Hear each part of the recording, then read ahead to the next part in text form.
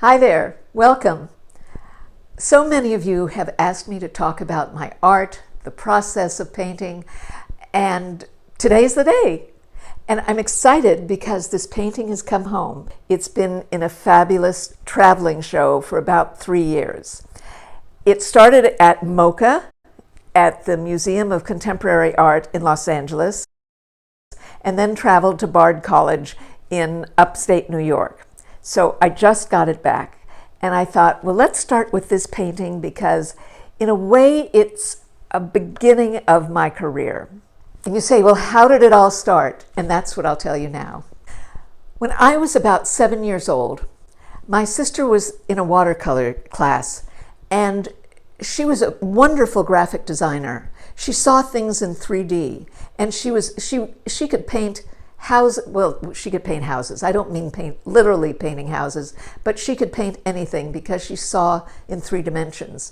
And she painted driftwood, a clock, and an apple. And it was so realistic, so perfect, I can still see it in my mind's eye. And I decided then and there that I was no artist, and I wasn't going to go into art, and I was going to have nothing to do with art. Big mistake. And it kind of shows you how some of the things that happen when we're young really take you in the wrong direction. So let me tell you how it all started. Well, first of all, my father used to make the most beautiful false teeth in the city. He studied it when he was in Russia, and when he came here, he made beautiful false teeth. That's looking at things in a 3D view and being able to make teeth look like teeth is an art form. Then my mother did whatever she did with her hands was exquisite. When she knit, it was perfect. The tension was perfect. When she made embroidery, it was always perfect. But that's where I learned to do needlework. That's where I learned to knit and crochet, and I even embroidered a whole tablecloth. So as I was growing up, I would always lie on the floor, and I remember this, listening to the radio. Does anybody remember radio? And I'd listen to the radio and I'd draw. Was always drawing. I was always cutting out. We'd cut out things, but I always was drawing, but never considered myself an artist. So as time went by, I got into junior high school, and one of the required classes that you had to take was art. And the teachers would look at what I did and they'd compliment me, and I thought, it's nothing. I don't know how to do anything. I thought that what I did was nothing, and went into music because I could sing, because I could carry a tune. And eventually in high school, I became, I was president of a cappella choir. I was always starring in, well, maybe not starring, but I was always in theater productions, and I was always singing and dancing. And I did that all throughout high school. In fact, I was head song leader. And well, one of the things I did in high school was I was on the debating team, and I would do dramatic interp. And I won awards throughout the state. And so I thought when I went to college, I went to UCLA, I was going to major in speech. I was going to major in debate. I kept on trying to find myself. So I tried botany, I tried speech, I tried philosophy, I tried English because I adore reading, and none of them worked. It didn't click. Then one year, when I was trying to find myself, I thought, I'm pretty neat, so maybe I'll try design. And this was just because I thought I was neat. So I went into the design department, and I sat down, my first class. The teacher explained what she wanted in the assignment. And when she explained it, it went right through me. I understood completely what she was saying. It was as if I could see it. I knew exactly what to do. So I did project after project. I was always, there was a guy and we were always the top ones in the class, the ones that the teacher would show up as to really understanding the project. And this happened, week after week, that I understood and could translate it, what she was saying. So I decided, you know what? I think I want to go into the art department. Well, the first thing we had to do was take drawing classes. I didn't want to take a drawing class. I wanted to paint. I loved color. I loved the idea of color. I couldn't wait to paint, to paint, and with color. The last thing I wanted was a drawing class with pencils. So I go up to the teacher, very famous guy, and said, could I paint? I'd really rather paint than draw. He said, you first have to show me that you can draw. So I thought, okay, went off into a corner, got my pencil, got my drawing board, and I drew my hand. Didn't think anything of it, brought it back to him, and he looked at it and he said, not bad. But there was a student next to me who looked at it and said, she drew 6 fingers. I didn't see it. He didn't see it. And what he said was, if you can show me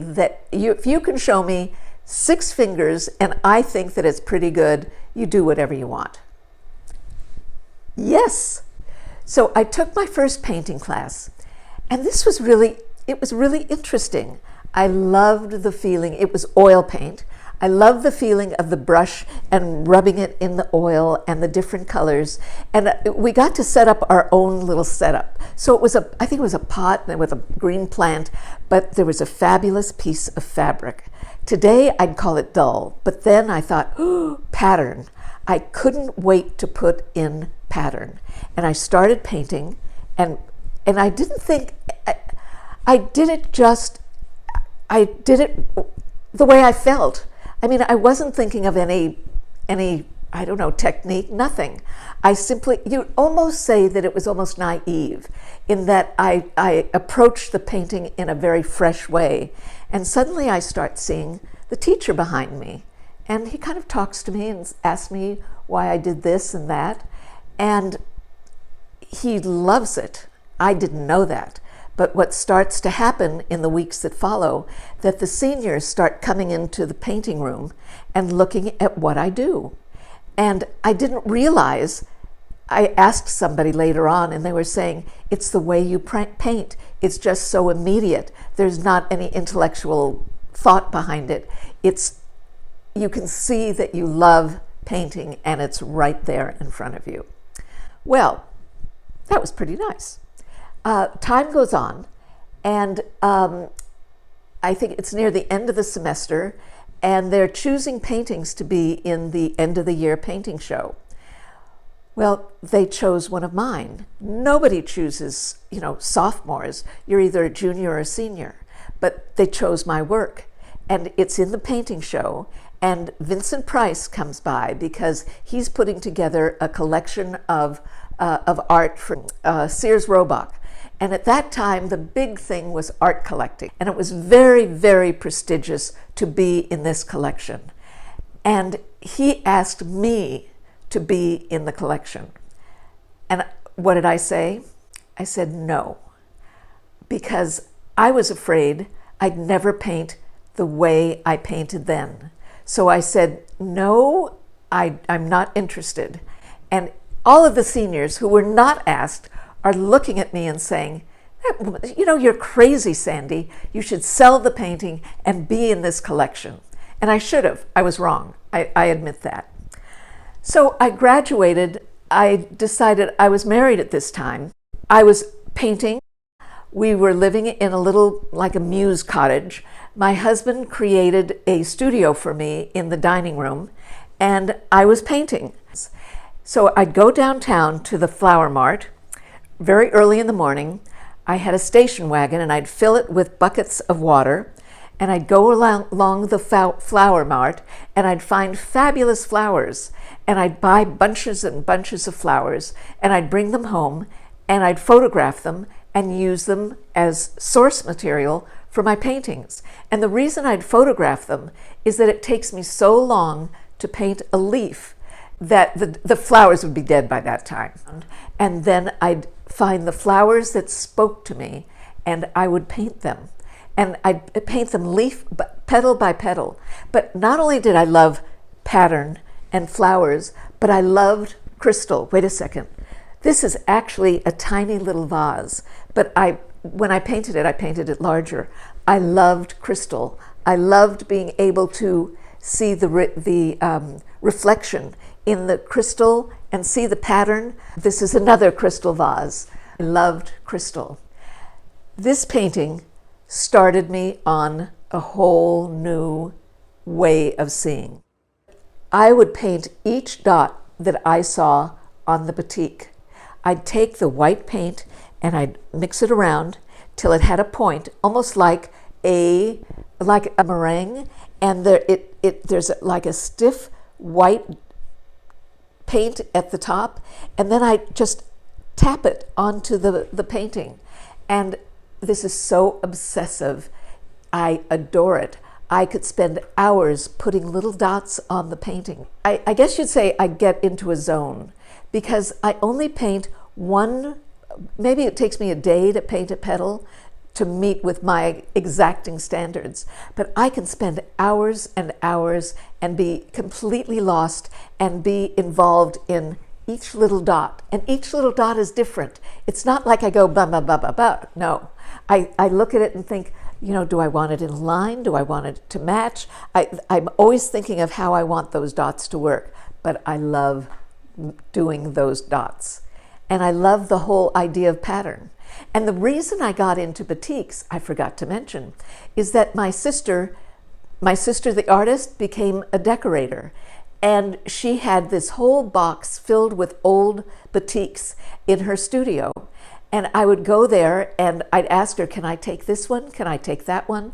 And I'd bring the batiks back to my studio and paint them. There was a publication out called Images and Issues.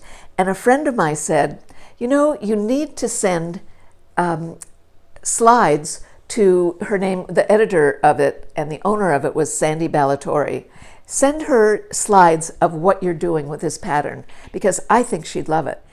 Let me show you what she did. She put my work on the cover of her magazine. This is a detail of one of my paintings. She loved my work so much, she recommended my work to Fritz Frauschüger. And actually we became friends. And if you want to see more of this work, go to sandrasallin.com and you'll see my paintings, you'll see the whole breadth of my work. And she wrote an article about me that I love. And it's like she really got me. Let's see. And so there's this article about me that you can read on the website. And let me show you this painting. This is black and white. Let me show you the color version. So this is a tiny painting. I love doing tiny paintings. They're almost like, I hold them in my lap and they're almost like children to me. And then I get a call from, it was Fritz Frauschüger, and he was the curator at Arco. And Arco in those days was considered the Whitney Museum of the West.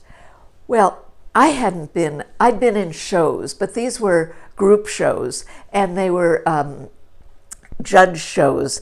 And I was entering my work all the time. And I was always either the winner or I did very, very well. I was considered one of the up-and-coming artists of the city. So I get this call from Fritz Frauschüger, this really, really, really important curator. And he asked if he could come to my studio and see my work. And I said, sure. And he asked me for my address. And I said, you know what? I have to call you back. I can't remember what my address is. I was so stunned that Fritz Frauschüger should call me up. Well, and I didn't know how he knew my work. Well, what happened, he came to I called up my girlfriend and I said, what is my address? Do you know? So she let me know what my address was. I called him up, we made a date. He came to my studio and he said, could I have some slides? I'm interested in your work.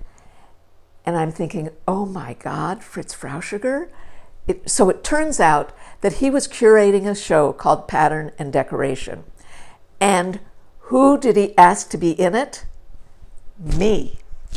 And not only did he ask me to be in it, but the first thing you saw when you walked into the exhibition was my work, this painting and 2 more. I've got to read you this fabulous review. So he's talking about another artist. I won't mention the name. This is the earliest work in the show, and the artist, by now very familiar floral motif, bisected with crisp circles and lines, seems both pale and light years behind Sallin's 3 small neo-Baroque oil paintings on the adjacent wall. Her dynamic arrangements of flowers over multilinear patterns have been executed with a shot from a Canon energy, and their visual impact is nearly eye-searing. How good is that, right? My sister became very famous. She became a decorator, worked all over the world, and was on the cover of Architectural Digest at least 2 or 3 times. So my sister, the artist, became a decorator. The kid who sang became an artist. So we'll leave it there.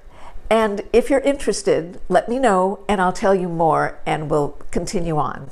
And please subscribe, I hope. And I hope you'll hit the thumbs up and telling YouTube that you like my work. And thank you for watching, and I'll see you next time.